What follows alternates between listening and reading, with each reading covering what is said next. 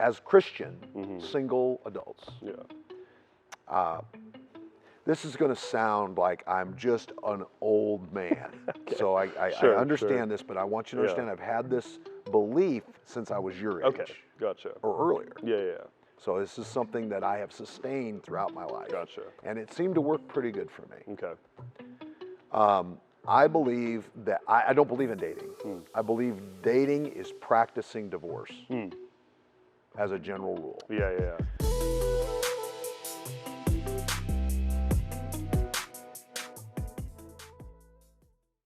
Hello, and welcome back to Now That'll Preach. My name is Jared CROWLEY. I'm your host. I'm sitting across from Pastor David Frech. If you're new to That'll Preach, basically the idea is we take your questions, your topics, your comments that you send in to us, and we throw them at this guy, ask him to preach a little 5-10 minute sermonette, and there's no prep whatsoever in these sermonettes, right? Sometimes by the meandering you can tell. Oh, yeah? Oh, I see what you're saying. Yes. My answers, the meandering nature of my answers. Yeah. I thought you meant like Heidi and I were giving you some hints based on No, no, they don't give me any hints. I literally don't know until you say it. Sure, right. So, okay, are you ready for this one? Yep. Okay, I have to give some context for this one because I swear I did not have any influence in asking this question. This was all my boss, Pastor Heidi, that picked out the questions for this week. Okay. Because I am a single man, I have to make sure that, this isn't a question that I'm asking to you. Anyways. Okay, thank you for that. Thou protestest too much. So that doesn't mean I'm not going to listen intently to every word that you say about this contest. All right, let her rock. Yeah, so the question that someone sent in was, what are single Christians to do in this swipe left, swipe right world? So that's in reference to Tinder. I don't know if I think I've heard of Tinder. Yeah, it's basically, it's like you just see someone's face and their name, and then you just like swipe. I think, I swear I'm not feigning ignorance. I think you swipe this way if you like them, and you swipe that way if you like them. And what happens is it go into the approved tray, and then you go back. Yeah, and if you guys both like each other, then you can message each other. And it's based on a glance? Yes, and I mean you can dive a little bit deeper into seeing, like, they have a short little biography about themselves and their age and stuff, but what's the fruit of that in relationship to? I mean, is there anything? I mean, is the goal just hooking up, or is the goal? I think for most people, yeah, but that is like the way that, because there are like Christian dating sites that they'll have like a little, like, what's your favorite verse or something like that next to your picture, right? So it'll be a little bit more information, but in general, that's like, Tinder kind of set the tone for like how dating has kind of been since like 2015, 2016-ish, for Christians and non-Christians, whether you want to hook up or not. All right, well, yeah, it's so sensual in nature. Sure. It's purely carnal. It's only in relationship to I like the way you look. Yeah, right. I'm not saying that's not a filter we use. It certainly is. I'd be lying to you to say that I didn't look at my wife the first time and say she's attractive, or I'd like to get to know her, and that was the initial impulse. Yeah.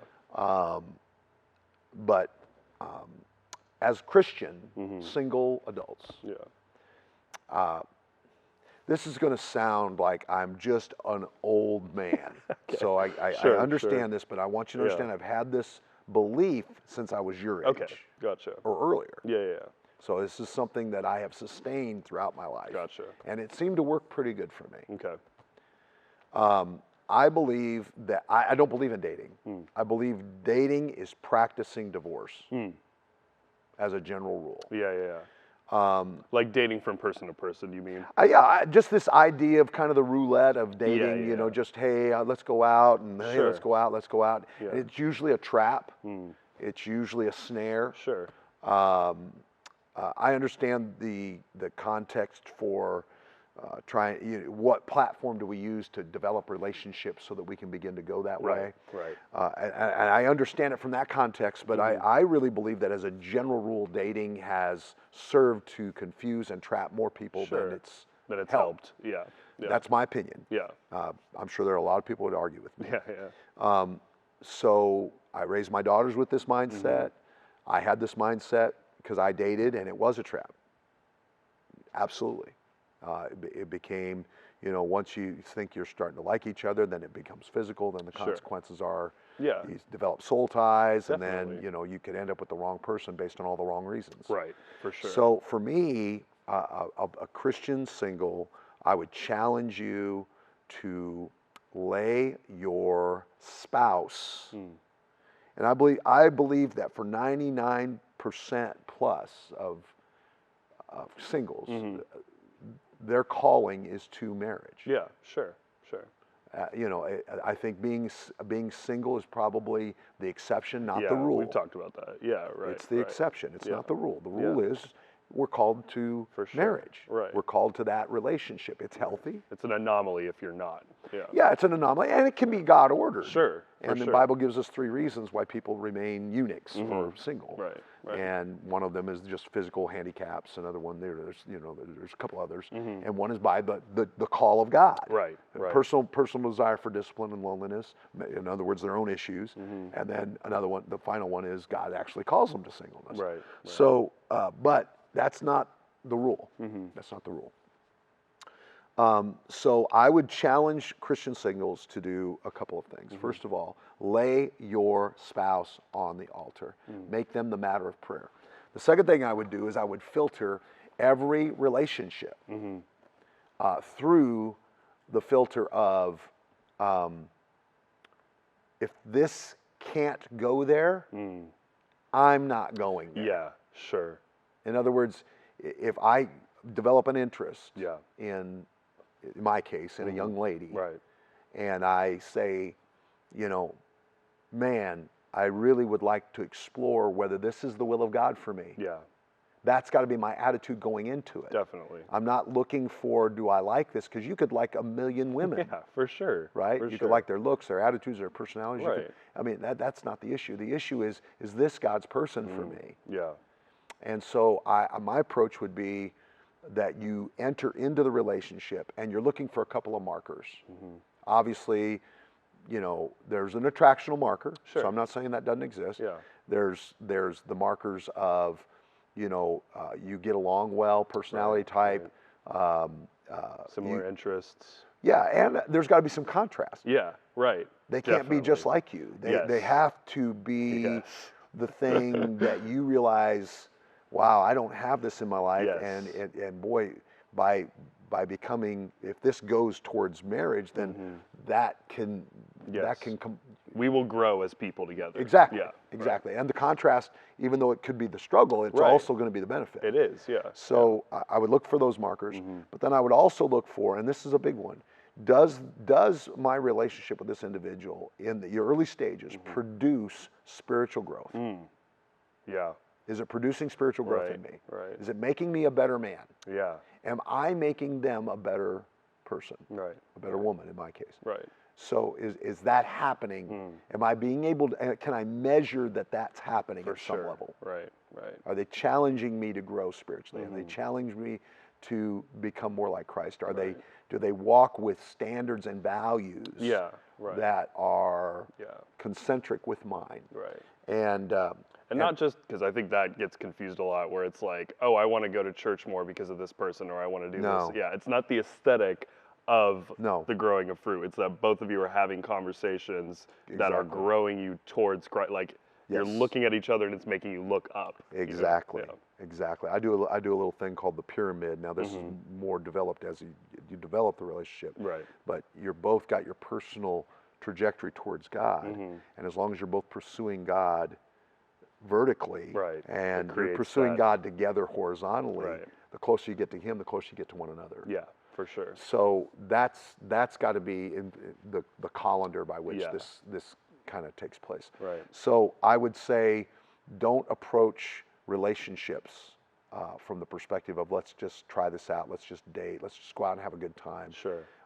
I can do that in a group setting, I can do that with people, but try to put yourself in environments where, let's do it in larger environments where I can mine this out with accountability, and it produces the best in me and I produce the best in them. Yeah.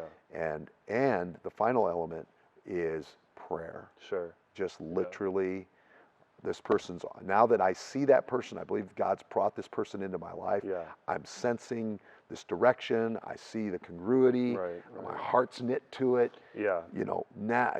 I should be praying about that from not just then, but from day one. Sure. Yeah. And I believe if you'll listen, and this is one of the most, outside of meeting Jesus, the most important decision you're going to make in your life. Right. More important than your career path, more important than any other decision you will make in your life is your spouse. Yeah. So. Right.